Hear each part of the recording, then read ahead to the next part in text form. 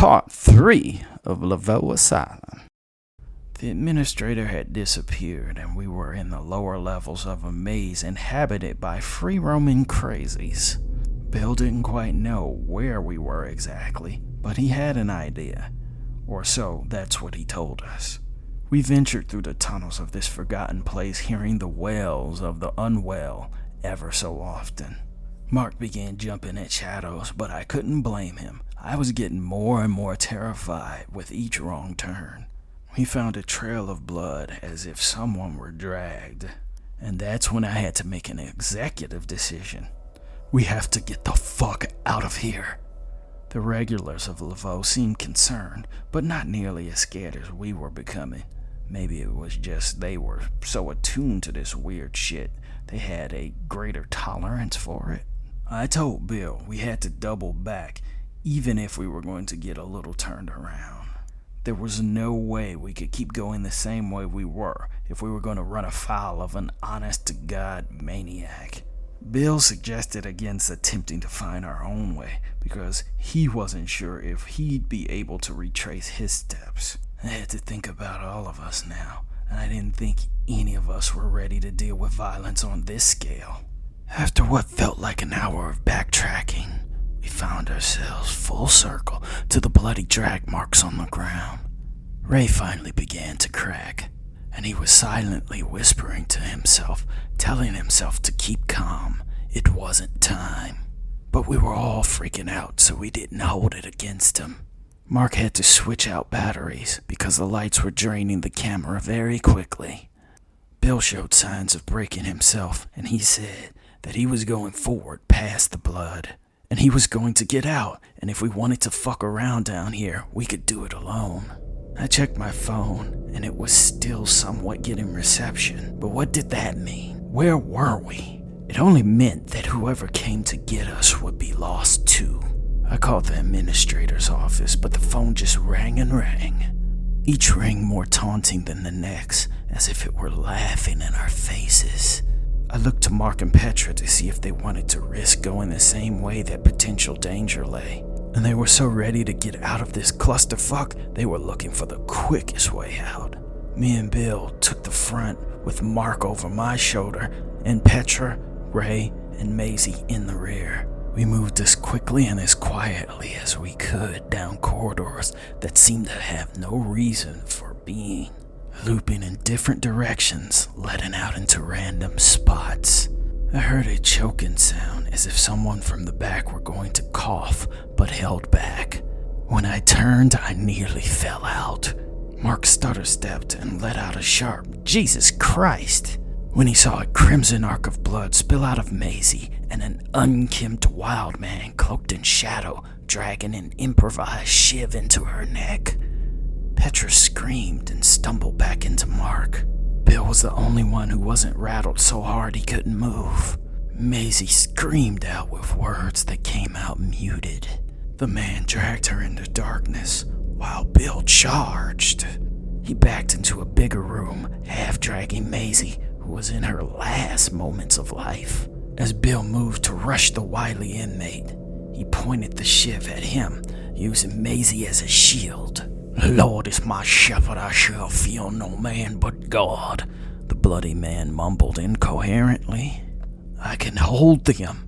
You may yet save yourselves," the psychopath babbled. I got on the opposite side of Bill, and Mark shone the light on the inmate. He was so covered in hair and blood, he was unidentifiable. He could have been a man I'd known my entire life, and I wouldn't have been able to recognize him. He looked to me and Mark and said, "You can still survive this if you go now.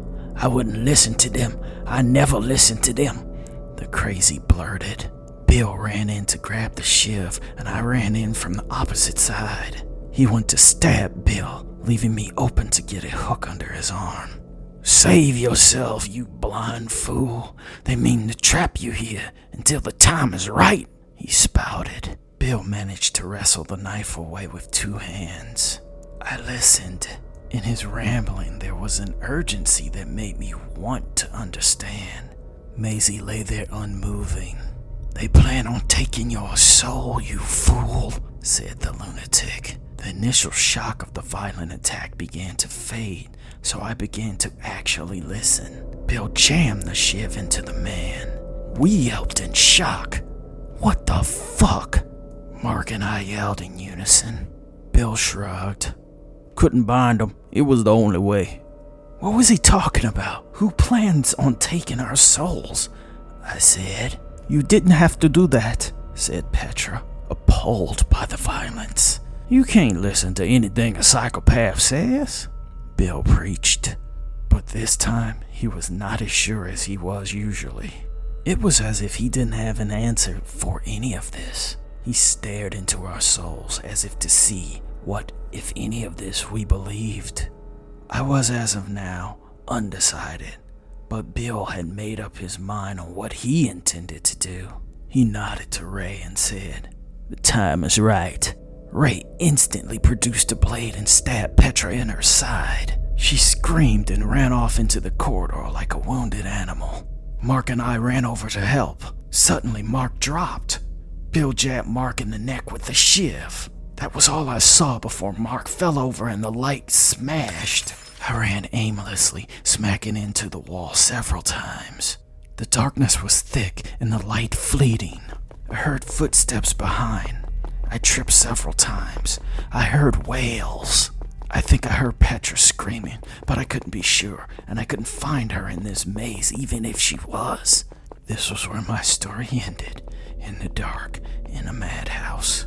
I was destined to become one of the same lingering apparitions that we chased. I could no longer hear anything in the halls, only my own beating heart. In the dark, when I had all but given up hope, I heard a voice call out to me. "Follow me," it said in a whisper. "Who are you?" I asked. "Someone that wants to help." I followed because I didn't know what else to do. Anytime I began to veer from the path, I heard a whisper, "Follow me." I found the light and ascended to the upper levels, and when I looked back, I saw nothing and nobody. Inmates were now walking about in the hall as if now they didn't need to hide. I managed to find the door we came out of, but there were 2 patients sitting right next to it. They had vacant eyes and pale skin. One held a scalpel and cut strips into his skin. The other sat with a fire axe. I couldn't tell if it were genuine coordination or chance, but all I knew is I wasn't getting out that way. "Hey, over here," whispered a voice from the darkness of one of the cells. I backed into the cell, and it was a small, dimly lit room. "How bad you want to leave this place?" said the voice that I couldn't see. "Where are you?" "I'm where I need to be." Its deep Cajun accent was strong.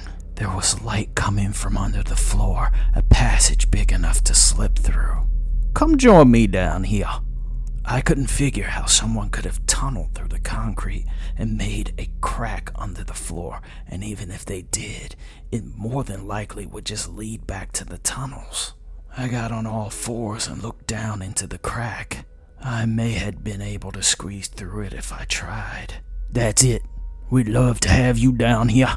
I looked through the sliver of light and could make out a wispy figure with bright eyes. It had a face, but there was a tattoo of a skull on it that made identifying him difficult. "I think I'll find my own way. It's too tight down there." "Don't you worry, just keep on keeping on." "No thanks, I'll find another way." "Well, don't make no never mind nohow. We're gonna see you real soon," said the voice. The sliver of light disappeared, and it appeared as if the crack did as well. I shuddered at the occurrence. I didn't know if it was a trick of the dark, but I by no means intended to touch that portion of brick and find out.